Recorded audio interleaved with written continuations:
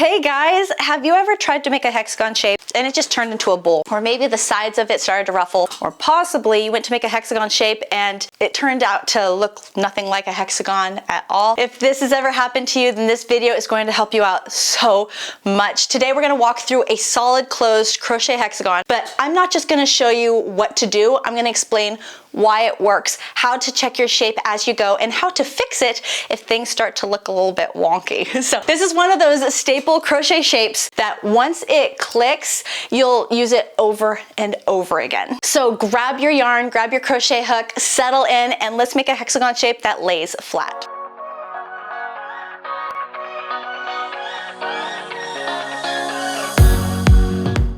Jump in, I want to quickly tell you why this hexagon is worth learning in the first place. This hexagon can be used to make many different crochet projects like blankets, cardigans, bags, pillows, and honestly, a lot of future crochet projects we're going to be doing on my channel. Wink, wink, nudge, nudge. Once you understand this base hexagon, other hexagon patterns are going to make so much more sense because they all follow the same structure. This video is definitely going to be worth bookmarking and coming back to again and again.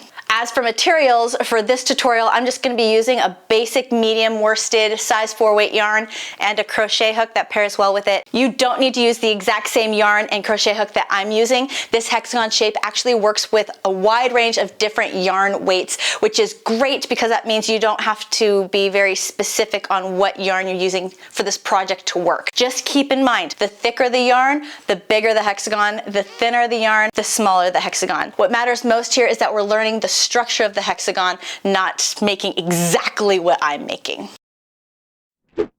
Wow!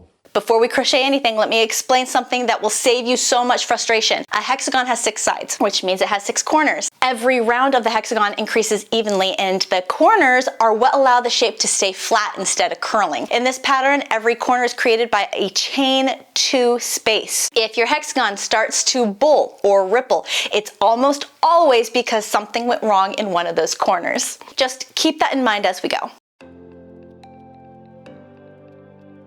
We're going to start by chaining 3. Now this chain 3 does count as your first double crochet stitch.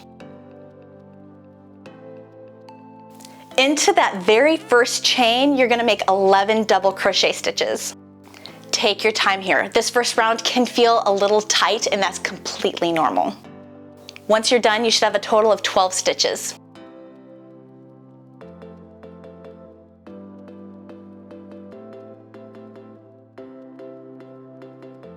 If you want to pause the video here and count, do it. This is one of those moments where accuracy really helps later on.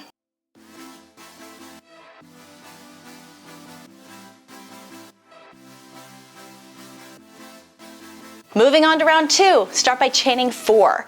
This counts as your first double crochet stitch plus chain 2, and that chain 2 is our first corner. Now in the first stitch, make 1 double crochet stitch.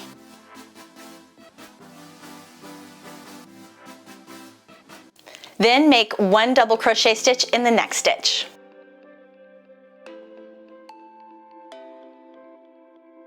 Now we're going to repeat the following pattern all the way around. Double crochet, chain 2, double crochet in the next stitch.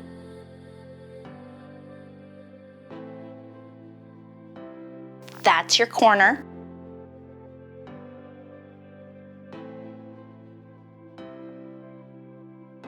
Then double crochet in the next stitch. We're going to repeat this sequence a total of 6 times. As you're working around, you should start to see that hexagon take shape. You'll notice 6 little chain 2 corners.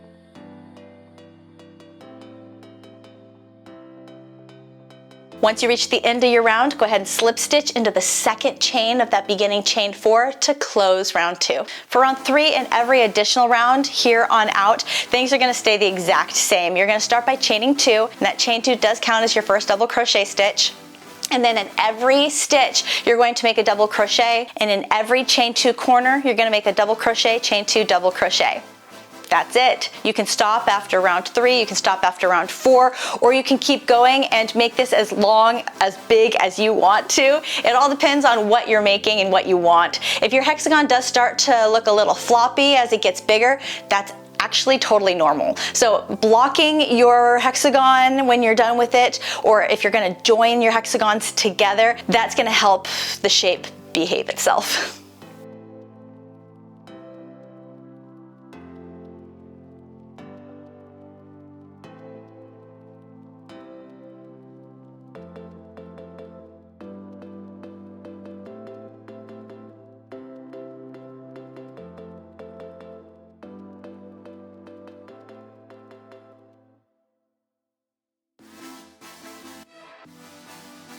Let's go ahead and pause for a quick shape check. This is really important. Lay your hexagon flat on your table or on your lap. You should be able to clearly see 6 corners. If you only see 5, or if one corner looks smaller, like you only chained 1 instead of chaining 2, go back and fix it now. If your piece is starting to look like it is curling into a bowl, it usually means you missed a stitch somewhere. If it's starting to ripple, it usually means you added an extra stitch or corner in there somewhere. So neither of these means that you messed up forever. It just is a quick little oopsie daisy that you can go fix right now and be good to go.